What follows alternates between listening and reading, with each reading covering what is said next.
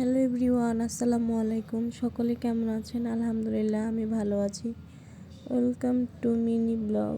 তো আজকে একটু নুডলস রান্না করব। আমার হাজব্যান্ড খেতে চাচ্ছিল, তো এখানে সবজি নুডলস রান্না করব, তার জন্য সবজি কেটে নিয়েছি। সবজির ভিতরে আর কি মটরশুঁটি ছিল, তারপর ছিল আলু, গাজর। তো এখানে আবার ভাবি পিঠা বানিয়ে নিচ্ছে, ভাপা পিঠা, তাই একটু দেখিয়ে দিলাম। তো এখন নুডলসটা সিদ্ধ করে রেখে দিয়েছি পাশে। আমি কড়াই বসিয়ে পেঁয়াজটা ভালো করে ভেজে নিব। তো এখানে পেঁয়াজ কাঁচামরিচ দিয়ে ভালো করে ভেজে নিচ্ছি।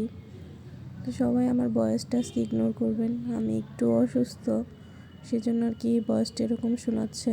সবাই আমার জন্য দোয়া করবেন যাতে তাড়াতাড়ি সুস্থ হয়ে যায়।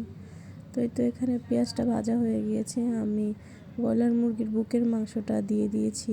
তো এখানে সব একসাথে ঢেলে দিচ্ছি। তো এখন এটা ভালো করে নেড়ে চেড়ে একটু ভেজে নিব। তো সন্ধ্যায় আজকে 2 ধরনের নাস্তা বানানো হচ্ছে। তো আমি নুডলস রান্না করছি সবজি দিয়ে, মাংস দিয়ে, আর ভাবি রান্না করছে এদিক দিয়ে ভাপা পিঠা। তো ভাপা পিঠাও হয়ে গিয়েছে, নামিয়ে নিচ্ছে।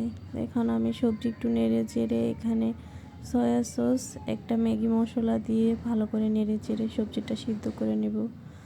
তো সবজি সিদ্ধ করা হয়ে গিয়েছে, আমি আলাদা করে ডিম ভেজে সবজির ভিতর দিয়ে ভালো করে মিশিয়ে নিচ্ছি। তারপর নুডলসটা দিয়ে দিব। নুডলসটা দেওয়া হয়ে গেলে ভালো করে মিশিয়ে এর উপরে মশলা দিয়ে দিব। তো আমি এখানে 6 প্যাকেট মিস্টার নুডলস রান্না করেছি, এখানে আমি 9 প্যাকেট মশলা দিয়েছি। আসলে অনেক মজা হয়েছিল। নুডলসের ভিতরে মশলাটা একটু বেশি দেওয়া হলে পরিমাণের থেকে অনেক ভালো লাগে খেতে। তো এক্সট্রা আমি অনেকগুলো মশলা ইউজ করেছি। তো আমার নুডলসটা রান্না করা হয়ে গিয়েছে। ভাবি অনেকগুলো ভাপা পিঠাও বানিয়ে নিয়েছে। ভাপা পিঠাগুলো দেখতে যতটা লোভনীয় হয়েছে, খেতেও কিন্তু অনেক মজা হয়েছে।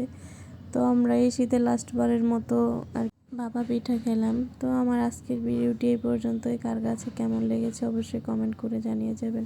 সবাই ভালো থাকবেন। আল্লাহ হাফেজ।